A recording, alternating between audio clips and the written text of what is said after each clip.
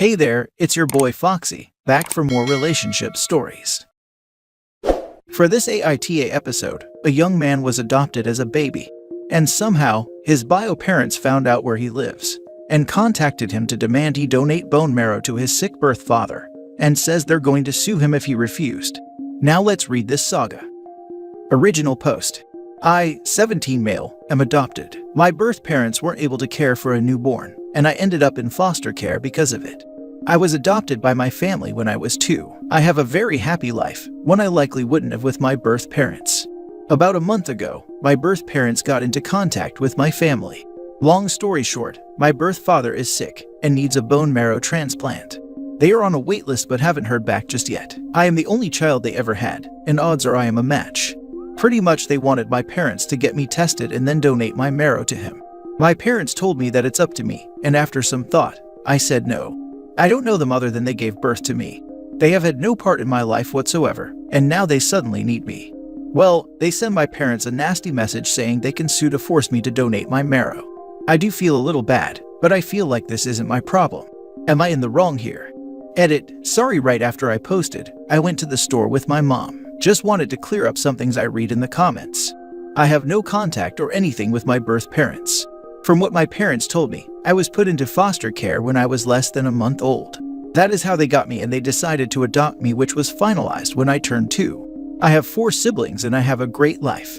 They told me when I was old enough that I am adopted, but outside of that, I had no idea who my birth parents were or what they even looked like.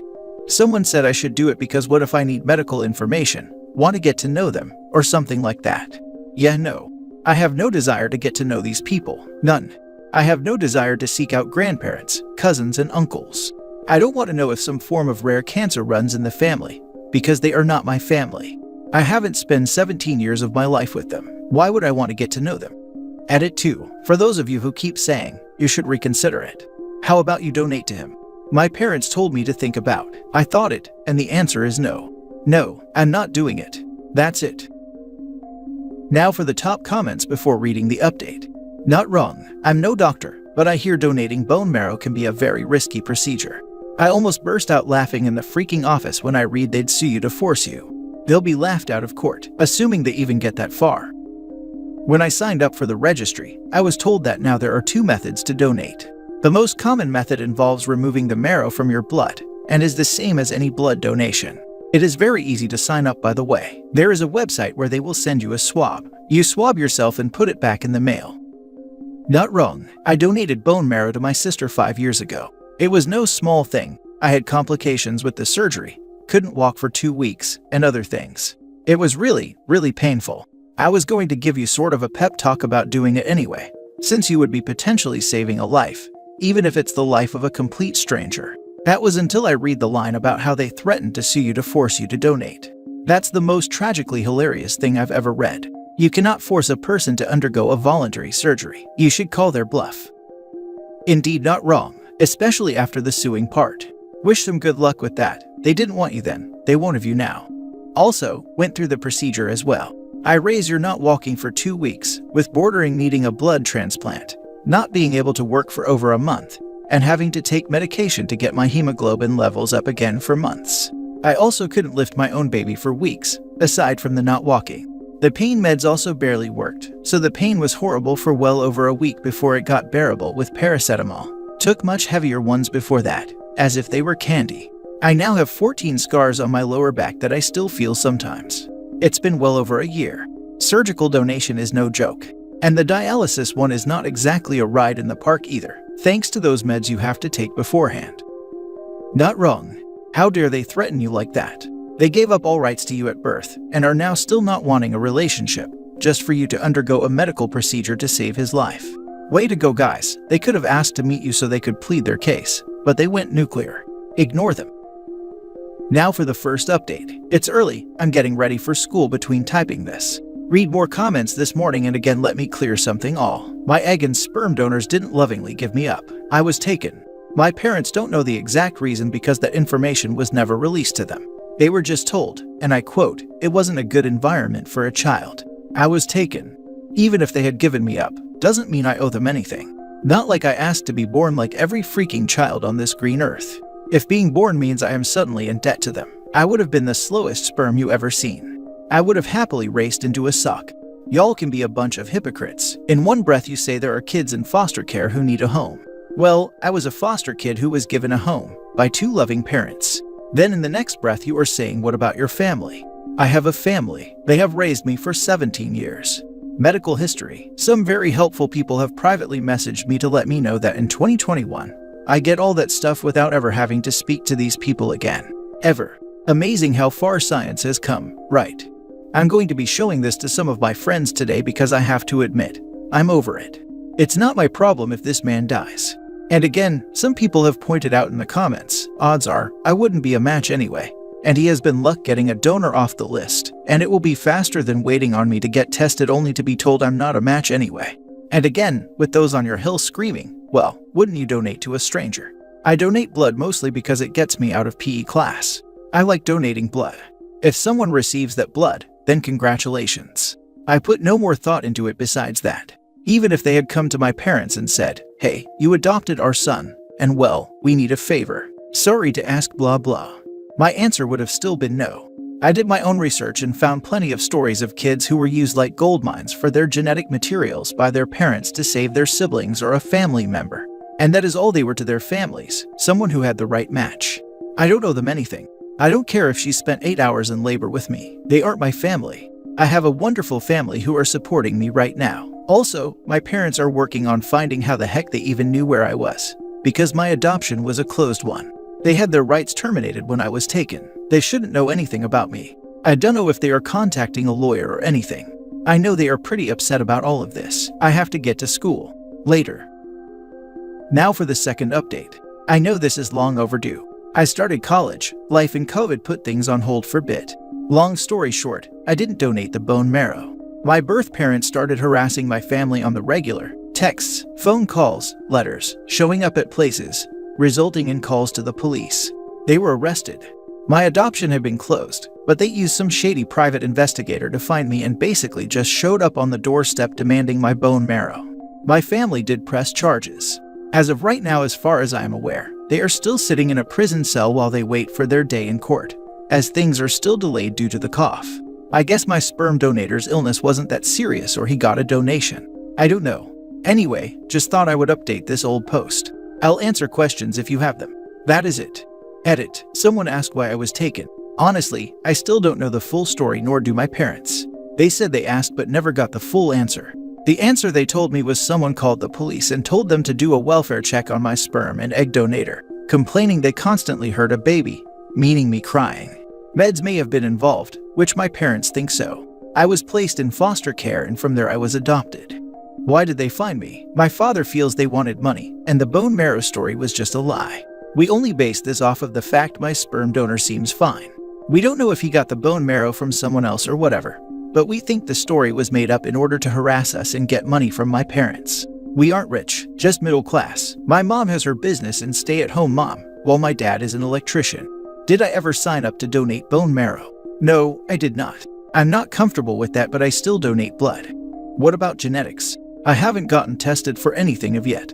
Other family? I don't care. During that time, someone reached out to me on Facebook claiming to be an aunt. I didn't reply the message.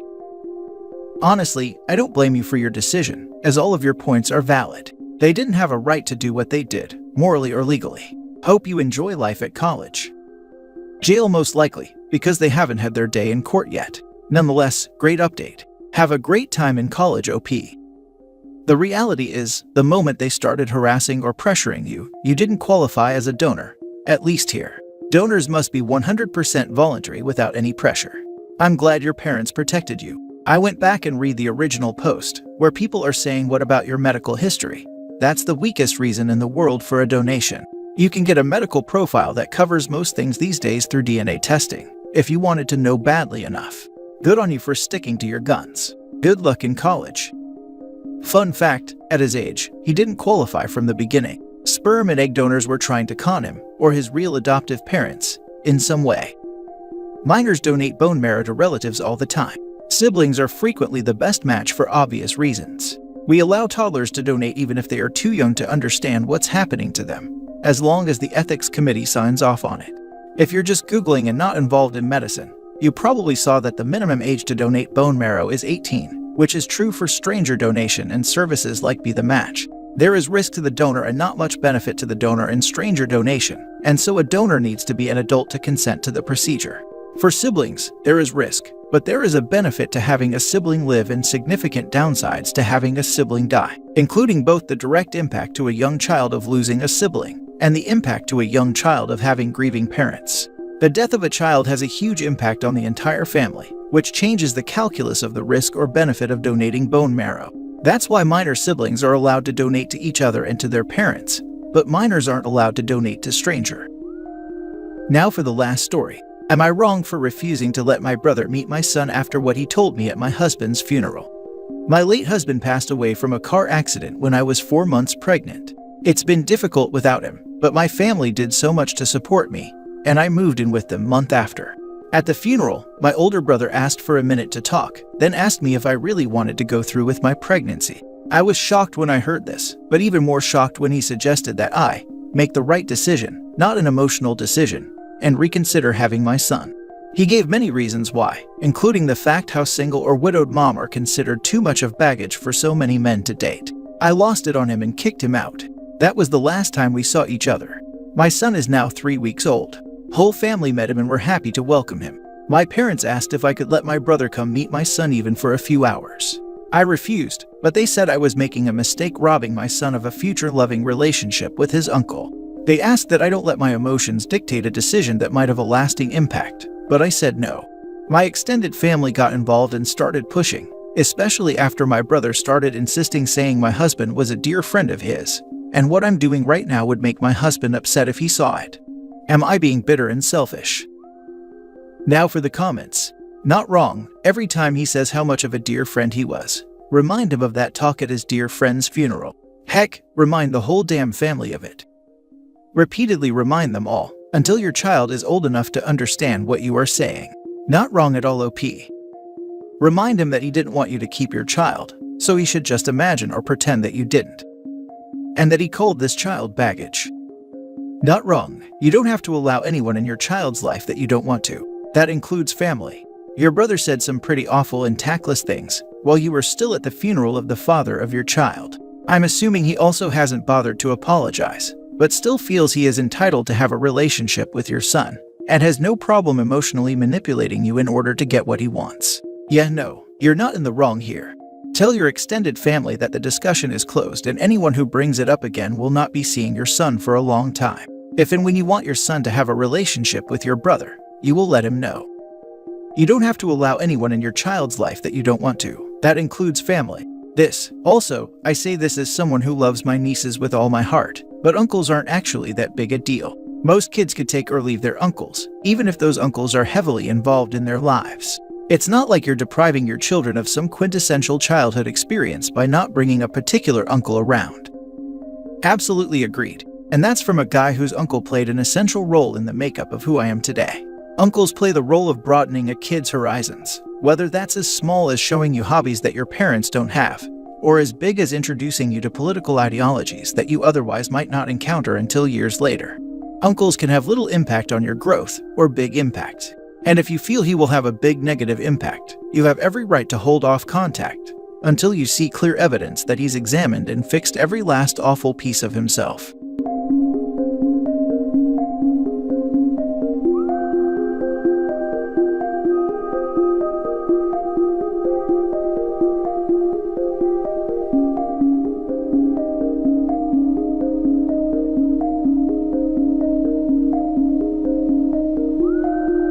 Hey there, it's your boy Foxy, back for more relationship stories.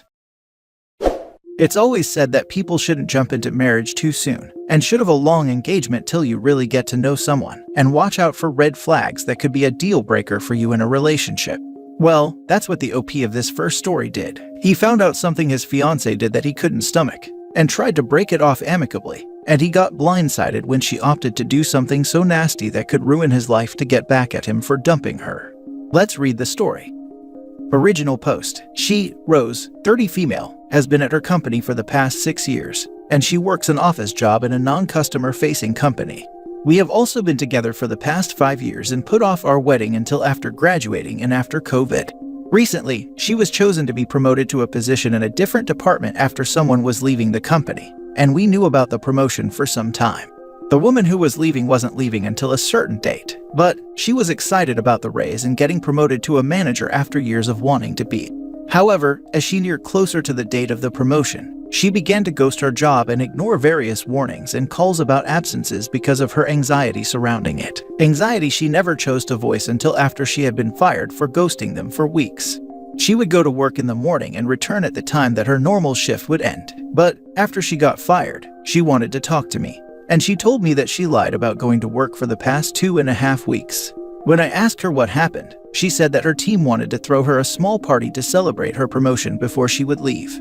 But the party made her anxious because she doesn't like to be celebrated because it's embarrassing. She also said that public speaking gave her anxiety too, and after learning that, she would have to say a few words in a bigger joint meeting after receiving the new promotion. She couldn't bring herself to go to work, and found other things to do during the time she was supposed to be there.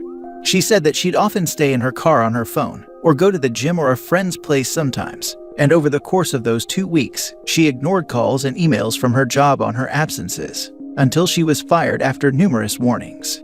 She since said that she wants to go to therapy to work on her anxiety before looking for a new job, and she asked if I could cover the expenses in the meantime. I told her no, because first, she lied about going to work for over 2 weeks, got dressed, and only wanted to talk after getting fired. I told her that I didn't appreciate her lying, or entitlement to ask me to cover bills for a few months before she searches for a new job. And she said that I was being unfair, because she's planning to go to therapy. While I told her that therapy is good, I said I needed a break to reconsider our relationship and engagement away from her, and she was fine with staying with a friend for a few days. However, when I called 2 days later and said I was done, and wanted her to remove whatever belongings she didn't take with her, she and her friend began posting that I hit her when we talked, which is why she's breaking it off. Aside from texting mutual friends, she's also reached out to my job and had me talk to about it from my boss when I had no clue and found out during the meeting. I'm writing this because I want to ask if anyone's been in anything similar and how to manage this. I feel I was respectful in taking 2 days to myself before asking her to remove her things whenever worked for her, but she just keeps posting about me harming her and making fun of her for seeking therapy. Edit. The thing that made me the most upset was when she said that she would not go back to work for a few months until therapy was done. And now that she left her company, she wanted me to pay for her to go to therapy too after she lost her benefits, something I forgot to add in my post, along with her saying that I can afford it because of my salary. Now for the top advice before reading the update. You have every right to be upset. This is borderline/dissociative behavior. I wouldn't marry her. This behavior is not a small matter. I feel like I was pretty direct with her after taking a little over a day to think and tell her that I was done, and nicely asked her to remove her things, only for her to start her social media stuff and calling my job. Serious character flaw. Lying to you and pretending are huge red flags. You should not be alone with her again given her allegations. She lost her benefits after leaving, said she wouldn't go back to work for a few months until after therapy was done, wanted me to pay for therapy because I can afford it with my salary, and went to such lengths to lie and even bringing spare clothes in her car after getting dressed every morning to pretend to go to work. Look, she's got problems, big problems, but instead of facing them she hides, blames others and tries to manipulate you into being okay with this. Oh, and now outright spreading hateful and harmful lies. Nope, you're done nothing wrong. In fact, your choices are right. Now, to block her in every way and do damage control. Grieve, but get away from her and anyone who supports her BS. P.S. Sorry you've had to go through this, but though you don't feel lucky now, you've made a very lucky escape. Literally got talked to at my job after she called them. Already blocked her on a lot of things, but the job thing surprised me. It's like she sabotaged her own life, job and wants to take you down with her. Sorry mate, but she's not to be allowed anywhere near your life. You might need to get something like a cease and desist letter by a lawyer sent to her or even a restraining order, but yeah, her actions destroyed your relationship. And now for the update. We would have been married already if not for COVID making us delay plans, but after everything that happened, I believe it was for the best. A manager in a different department of her office was retiring, and she was chosen to be promoted in her place. Her promotion wouldn't start until the woman left, and it would have been the first she's ever been a manager in her life. However, as the promotion neared, she decided to ghost her job and pretend to go to work after years of wanting to become a manager, and it resulted in her being fired. She'd leave for work at her usual morning time and return in the evening as she always did, but even after she was fired, she didn't come clean until another week had passed. When I asked her what happened, she said that her team wanted to throw her a small party before her last day and that it gave her anxiety. She also said that she hated being celebrated and felt anxious about having to speak at a joint meeting after receiving the promotion. So, she pretended to go to work instead, ghosting work calls too, getting dressed in the morning for 2 weeks before getting fired and going to a friend's or the gym with a change of clothes. When she came clean, she said that she wanted to go to therapy to work on herself and that she wanted me to pay for it because I could afford it while also covering her side of rent. And that was when I said I needed a break after her lying for 3+ weeks to reconsider everything. I told her I needed a day, and she agreed to stay at a friend's. And 2 days later, I told her I was done and wanted her to collect her things, but that was when she started to slander me. What happened since? As I stated last time about her response, she took to Twitter and said that I harmed her after she admitted her anxiety to me. And she also wrote that she decided to break up with me after she opened up, and that I became aggressive and was against mental health. She also reached out to my job, which led to me getting called to the office. And since my last post, her friend has joined her in spreading lies too, the friend who she was staying with. Stacy, her friend, fake name, posted about how my ex-fiancé crashed with her because I was aggressive in the past and didn't want her to accept the promotion.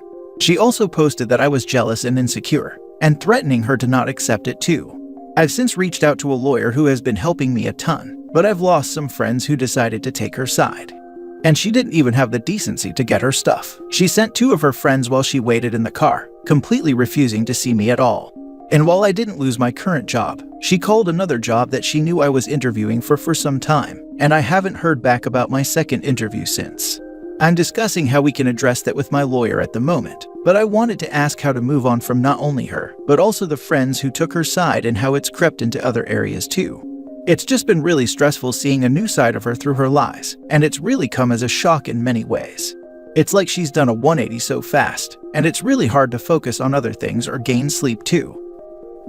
Having a lawyer is the best thing you can do right now, and he will be able to go after them for slander and could sue them, especially her, for all the damages this is causing you. To completely get away from them, you may want to think about moving and cutting all ties and get a new phone number. Also, lock down all social media to private. Purge any shared friends from social media to prevent them giving her information. Do not under any circumstance meet with her without witnesses of your choosing present and preferably in public. I wish you the best, and I hope you keep us updated. What does the lawyer say? He said it was best to not engage in anything on Twitter or social media like her at the moment, because it could hurt us if I say something emotionally. He's right, say nothing. Their posts will be used as evidence against them, so don't engage. They are hanging themselves. Make sure you get copies and screenshots with timestamps too. OP, listen to your lawyer. All I want to add to that is after all the legal stuff is over, if any of your friends who sided with her come back to you and apologize, I'd recommend you consider forgiving them. After all, this sort of thing is rather rare. Mostly when women accuse their partners of this stuff, it's the truth, so good people believe them. That's why it's a particularly terrible thing to do, to lie about something like this, because it's so hard to get justice for victims as it is, and lying about it only makes it harder for people to trust. So, your friends who are supporting her are doing the right thing, even though it's in support of a lie. They're still good people, even though they've been misled. Once you've been able to prove that she's lying, it shouldn't be too hard, since she made the mistake of lying about why she left her job as well. The good ones should come back with an apology. Think about forgiveness so you don't miss out on the good people in your life. After all, this sort of thing is rather rare. It is not rare at all. There are so many messed up people who will target partners who leave them with smear campaigns out of spite, including many men. Usually, they are good at it too since they have had their whole lives to practice. Now for the last story. Big blow up with my wife. Background: my wife and I have been married 16 years. We have 2 kids, 7 and 13, and the last 8 years or so could legally be defined as sexless, with the last 4 years consisting of bedroom activities an average of 2 times per year. The lack of intimacy is not my choice. I will also note that she still co-sleeps with our youngest, and we have slept in separate bedrooms since 2009. We are both pretty attractive. I stay fit with running. She just luckily looks great for her years. Slowly over the years, her rejection has eaten away at me to the point that there is zero intimacy. Zero. I refuse to try anymore and go through feeling unwelcomed. Above the intimacy problems, I also feel unwelcomed by her as a husband and father. Many of the traits I have that attracted her to me in the beginning of our relationship, she now despises as my role as a dad. I am generally a loner. I have a small circle of friends, but I generally avoid the social hierarchy altogether and have no interest in following groups and whatnot. I guess you can say I fit the Omega role a bit, but I'm not into video games and crap. I've always had peculiar hobbies and interests, like turtles, fighter planes, and music. I am also very creative and enjoy various arts such as painting. Anyway, when we dated, she saw these traits as refreshing and different from the endless males out there who follow their pack of buddies, and so on. But now, things are so different. All of my interests and hobbies are met with negativity, cynicism, and sometimes ridicule. This has been a problem in our relationship since the beginning.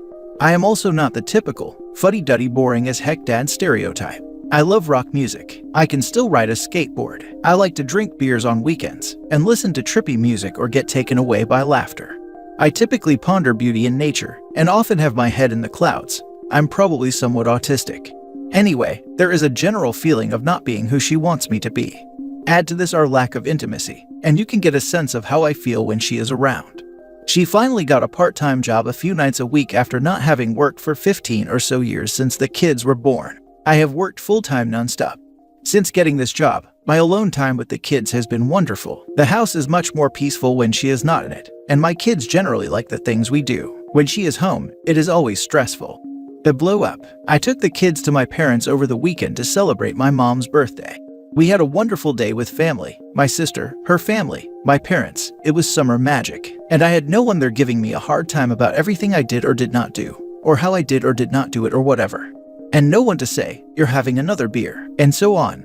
The day was magic, and the evening came and we decided to watch a movie. Scrolling through, we all decided to watch Borat, and we all laughed hysterically. The movie ended, we all went to bed. The next day, upon getting home, my wife learned we had watched Borat, and totally freaking flipped out. She screamed at me and told me she was disgusted in me as dad. The next day, this continued with nasty texts saying she was disappointed in me as a dad.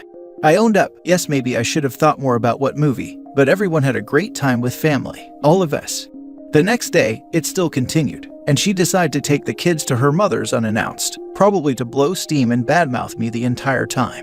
That night as I was home alone, my parents alerted me that she also sent them a text displaying her dismay of the movie.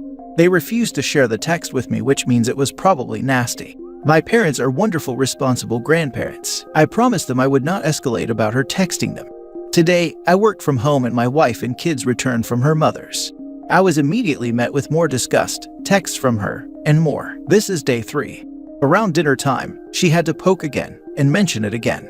I completely lost it and ripped into her with a barrage of scornful content, including profanity, which I am not proud of, but it was time she had it.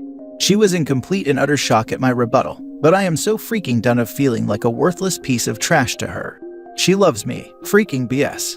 I told her I can't stand her, and that she is the one who insisted on this ridiculous level of disdain for 3 days straight over a stupid movie.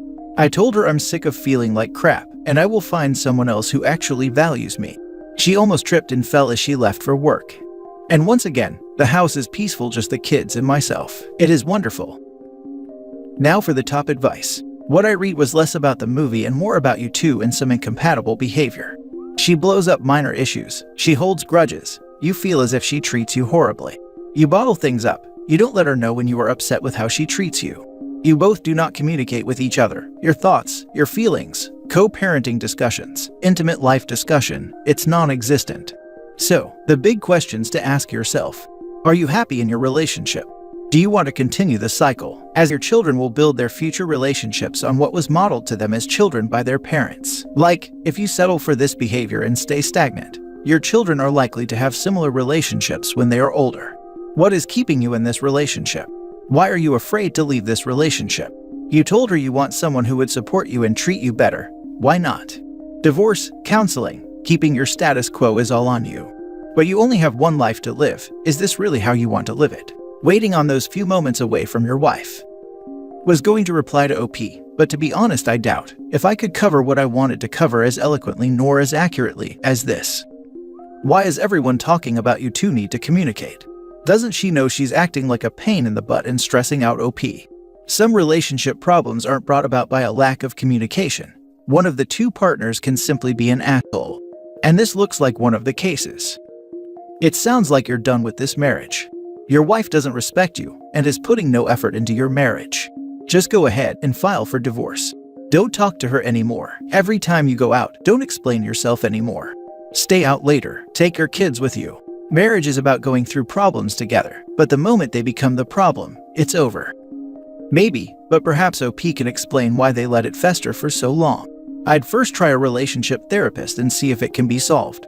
I know this forum likes to scream divorce, but in case of kids, I'd think twice about that. And I'm speaking from experience. Divorce happening is easily the worst thing in my entire life. Not because I loved my ex so much, but because my kid suffers greatly.